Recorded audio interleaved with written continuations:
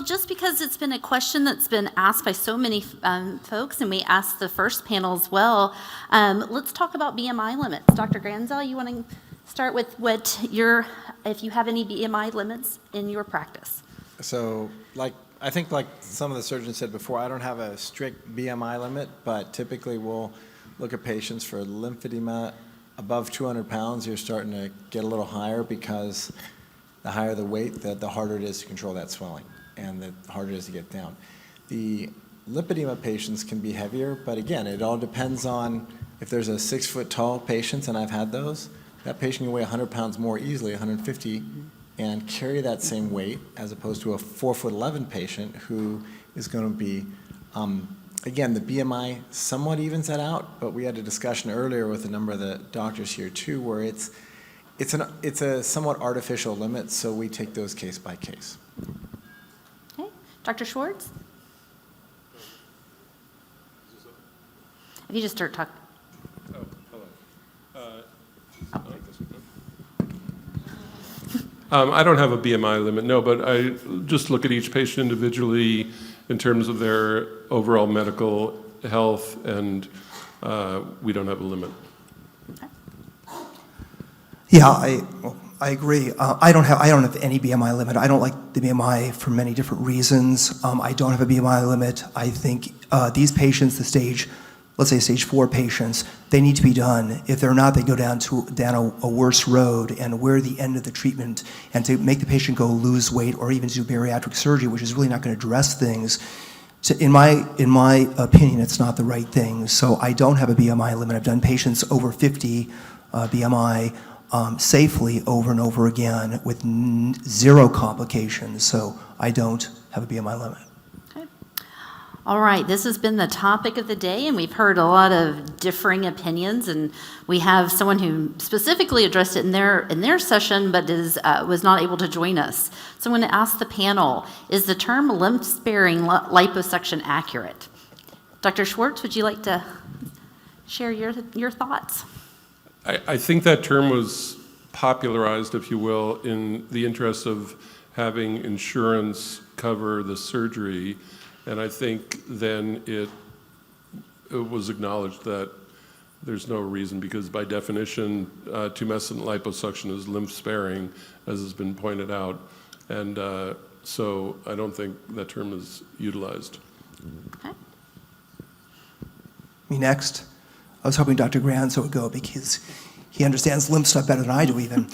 So I think it's an interesting term. I agree with Dr. Schwartz. It was a term that needed to exist to get things covered by insurance. I like the newer term lipedema reduction surgery. I've said this years ago, back in 2016 in New York in Catherine Seo's conference, that I challenged that term, what it really truly means. Of course it means not damage the lymphatics. What does that really mean? You know, I talk about this idea of staying in a safe plane. I think that if you go past that plane, you're gonna have a greater chance of damaging deep lymphatics, branches, and trunks. I don't agree with Dr. Granzel in terms of energy-based devices, because I use them in every single patient. I've never had one issue with lymphedema. And if you understand this, if they're using just a normal patient without lymphedema, it would be causing lymphedema in every patient when you're doing things like high-def lipo or other things. So you can use these things without discretion and cause damage. When used with discretion, again, it's another tool. So I'll politely disagree. That's why I wanted him to go first.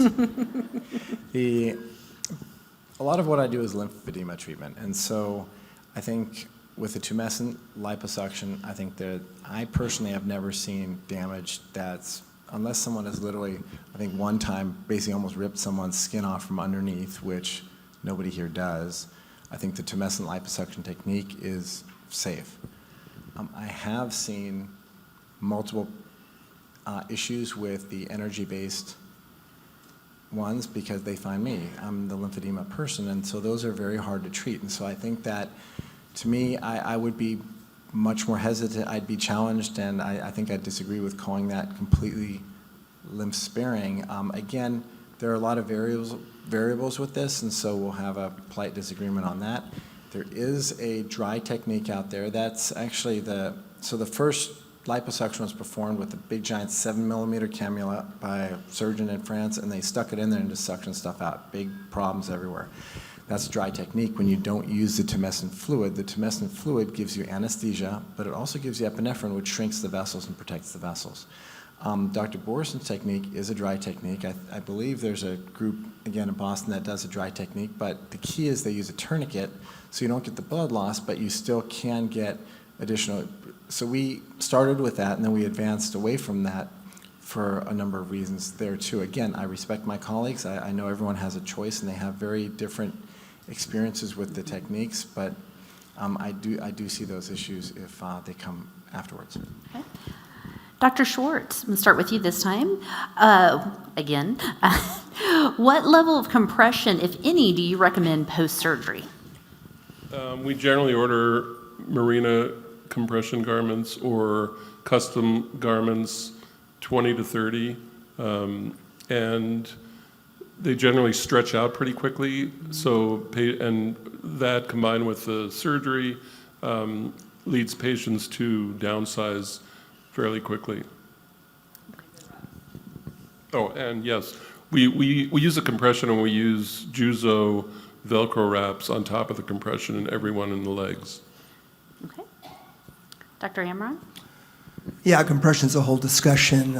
Certain patients that are more high risk or slower decongestors need more aggressive compression both prior to surgery and after surgery too. Many of those patients get bandaged and wrapped also. But standardly in the lower risk patients, which is the majority of patients, they also use 20 to 30 millimeter compression for a month and then many times longer after that. For me, the compression is very important. It comes from the lymphedema side, so I'll have a different experience. I think that when you're doing cosmetic liposuction, you tend to stay on the torso, the hips, and don't get past mostly the middle to maybe lower thigh. And so putting a class 2 compression garment on that is totally adequate. You can get away with it because those patients also have normal lymphatic drainage.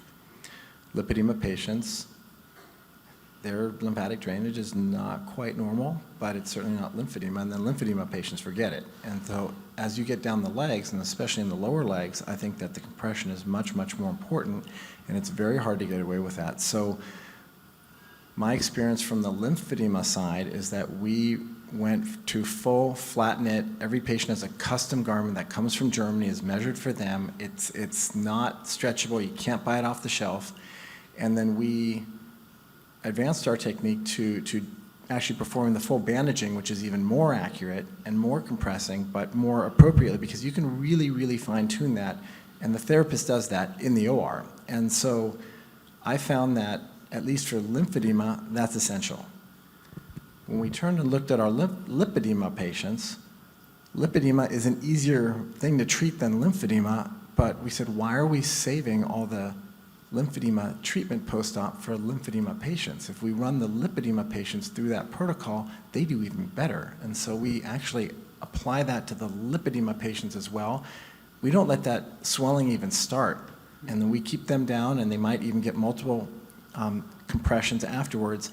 And then you can use potentially an off-the-shelf, but we'll tend to have multiple layers in there.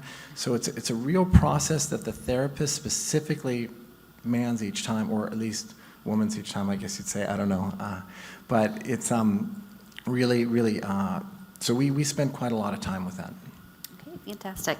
Well, thank you all, not only our Group 2, but also our Group 1 plastic surgeons, and I said plastic surgeons and cosmetic surgeons, and all of those of you who do liposuction for lipedema, and for those of you who also do liposuction for Derkham's disease. So we just want to thank you all for sharing your vast knowledge and experience with all of us today.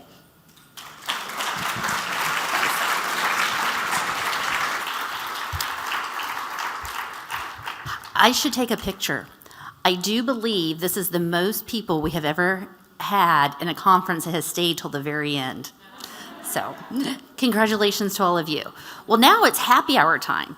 So, happy hour is going to be out in the exhibit hall. So, mingle with the exhibitors, mingle with some of the speakers, and then dinner for those of you who purchased dinner tickets is going to be at about 7:15, 7:30, and it's going to be not exactly where we had breakfast and lunch. It's going to be down this side of the hall. So I'll just go all the way back to this side of the hall, and we'll have a buffet set up there for you. So thank you all for your participation, and we'll see you back tomorrow. We start a little bit earlier. Breakfast is from 7 to 8, and then we'll be back in here at 8 a.m. Thank you, guys. Thank you, guys. I just wanna love you.